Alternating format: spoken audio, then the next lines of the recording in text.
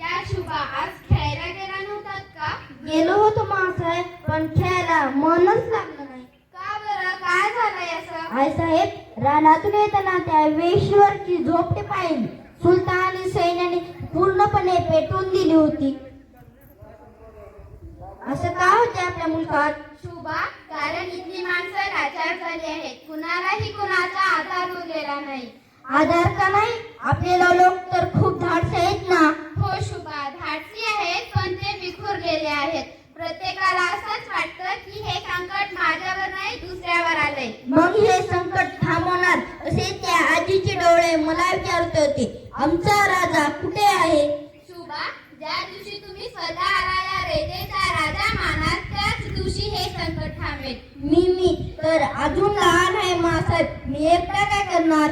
शुभा, एकटा सूर्य जर संपूर्ण जगाचा अंधार घालवतो की नाही, मग तुम्ही का नाही? म्हणजे मला सूर्य बनावे लागेल? हो. तुम्हाला अन्यायाला जळणारा सूर्य आणि रयतेला सावली देणारा चंद्र बनावे लागेल. मासाहेब, तुम्ही साक्ष राहा. या क्षणी मी शपथ घेतो, जोपर्यंत या मातीतून जुलमी राजवटीचा शेवट होणार नाही आणि रयतेच्या चेहऱ्यावर हसू येणार नाही, तोपर्यंत हा शुभा स्वस्थ बसणार नाही. शुभा, तुमच्या या शक्तीमध्येच आज स्वराज्याला पहिलं तोरण बांधलं गेलं आहे. जा बाळा, तुमची ही जिद्द या सह्याद्रीला जिवंत करेल. समजलं मासाहेब? आता माझा खेळ संपला. आता स्वराज्य घडवणं सुरू झालं. स्वराज्य घडवणं. धन्यवाद.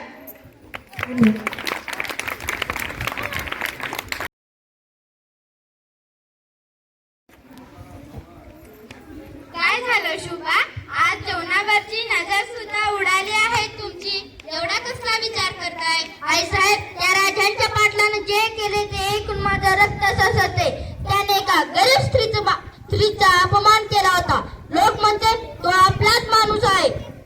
त्याने युद्धाच्या वेळी आपली मदत केली होती. अशा वेळी काय करावे?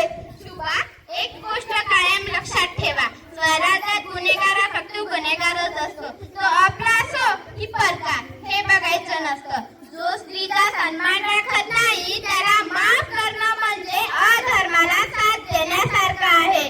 न्याय हा दुधाला दूध आणि पाण्याला पाणी करणाराच हवा. समजलं मासाहेब? मी निवाडा करणार. या पाटलाचे हात आणि पाय कलम करण्याची शिक्षा मी सुनावणार.